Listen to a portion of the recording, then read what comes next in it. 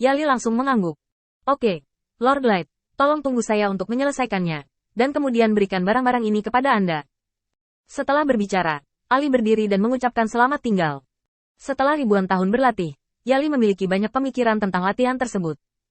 Hal-hal ini tidak berguna baginya, dan bahkan lebih tidak berguna bagi Qin Yichen.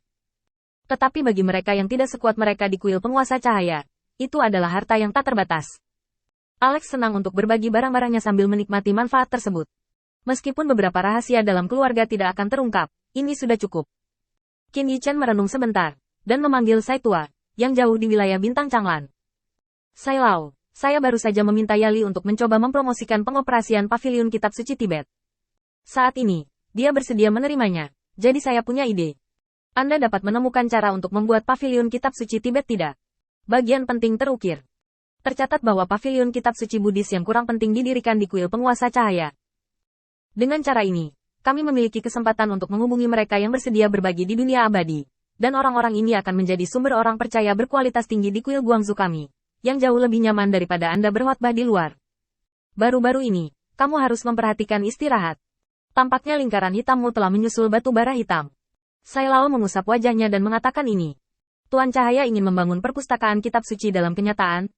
Hal ini tidak mudah untuk ditangani, karena aturan pavilion koleksi sutra saat ini telah ditetapkan, dan dibutuhkan sejumlah dedikasi untuk dapat membaca. Tidak baik melanggar aturan dengan gegabah. Qin Yichen sudah mengantisipasi kekhawatiran Old Sai. Itu benar. Aku akan membiarkanmu memilih beberapa, di bawah level ksatria, di antara latihan dan metode latihan selain metode promosi ksatria.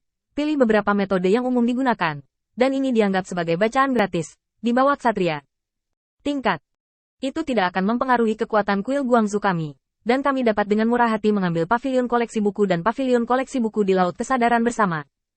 Ketika Penatua Sai mendengar kata-kata Qin Yichen, matanya tiba-tiba menyala dan dia berkata dengan cepat.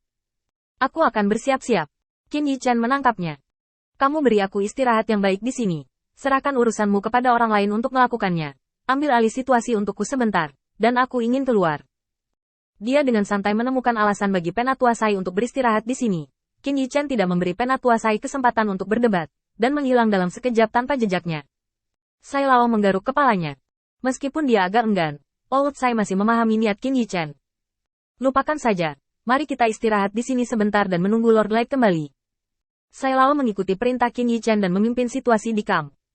Dan Qin Yichen sendiri meninggalkan kamp, berpikir tidak ada hubungannya, mengapa tidak pergi ke Serigala Kayu untuk sementara waktu.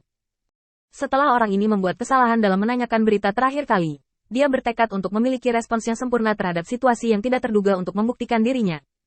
Sayang sekali sampai sekarang, tidak ada orang yang tidak bersenang-senang yang mengganggunya lagi. Terutama melihat baju perang di tubuhnya, para anggota kuil Dewa Cahaya, bahkan jika itu adalah seekor anjing, tidak berani diprovokasi oleh orang-orang di kota Terapung Lin. Serigala Kayu berbaring di tanah tanpa minat, dan menggaruk kakinya dari waktu ke waktu. Cukup menyenangkan untuk melihat itu, tetapi tidak ada yang mengerti ketidakberdayaan di hati Woodwolf.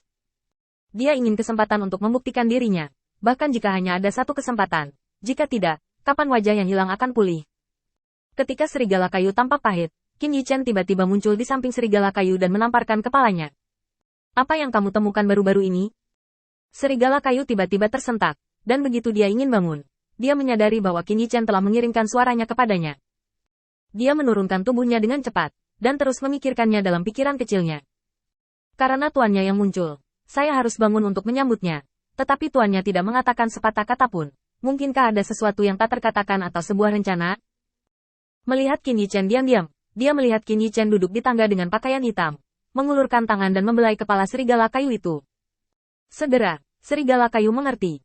Transmisi suara cepat kembali.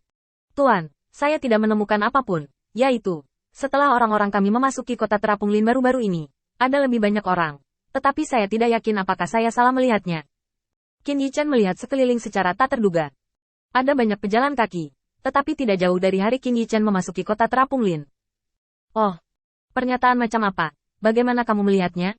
Serigala Kayu merespons dengan cepat. Saya hanya merasa ada terlalu banyak orang di jalan, tetapi saya tidak tahu bagian mana yang ada di sana. Qin Yichen tidak terus menekan Serigala Kayu lagi. Orang ini tidak bisa menoleh, dan tidak masuk akal untuk menekannya. Lebih baik berhenti di sini dan biarkan diri Anda menemukan alasan sebenarnya.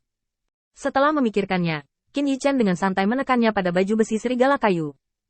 Saat telapak tangan meluncur, kata, serigala kuburan, juga menjadi, serigala kayu. Ini juga masalah sepele yang belum diselesaikan Qin Yichen setelah mengubah nama serigala kayu.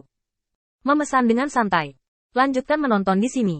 Jika Anda menemukan sesuatu, tolong beritahu saya sesegera mungkin. Serigala kayu mengangguk lagi dan lagi. Karena serigala kayu mengatakan bahwa ada banyak orang di jalan, Qin Yichen secara alami memiliki ide untuk bertanya. Memikirkannya dengan hati-hati, ketika saya memasuki Lin Floating City hari itu menarik banyak perhatian. Bagaimanapun, ada 40.000 orang, dan ada sedikit konflik dengan Lin Floating City. Pada saat itu, dia memasuki kota terapung, dan pria besar itu, penguasa kota Liancheng, secara pribadi memimpin. Kemudian, seperti sekarang, jumlah orang di jalan tidak terlihat jauh berbeda. Dan hari ini, di antara orang-orang ini, tidak ada hal besar yang terjadi. Ketika ada yang salah, pasti ada setan. Qin Yichen mengerutkan kening dan mendekati toko anggur sepanjang jalan. Meskipun hanya beberapa hari, tetapi mengandalkan sumber daya berlimpah yang diperoleh dari penjualan tanah awan, restoran kecil ini telah berpindah tangan tanpa disadari. Qin Yichen datang ke restoran dan berteriak dengan suara keras. Sepanci anggur dan 2 lauk pauk. Asisten toko tidak menyadari bahwa orang ini adalah penyamaran Qin Yichen, jadi dia buru-buru membawa minuman, dan mengatur tempat duduk di dekat jendela untuk Qin Yichen. Setelah beberapa pertanyaan, dia mundur. Qin Yichen memegang gelas anggur, tetapi kesadarannya menyapu semua orang di restoran, mencoba menemukan orang-orang yang tersembunyi di antara kerumunan. Saat Qin Yichen menjelajahi masa lalu satu persatu, dia tidak menemukan apapun. Apakah itu kekuatan mereka atau sarana kultivasi? Orang-orang ini cocok dengan identitas mereka saat ini. Tidak ada yang tidak masuk akal. Pada titik ini, hati Qin Yichen tiba-tiba menjadi curiga. Mungkin hanya karena beberapa hari terakhir Lin Floating City menjadi sedikit gelisah.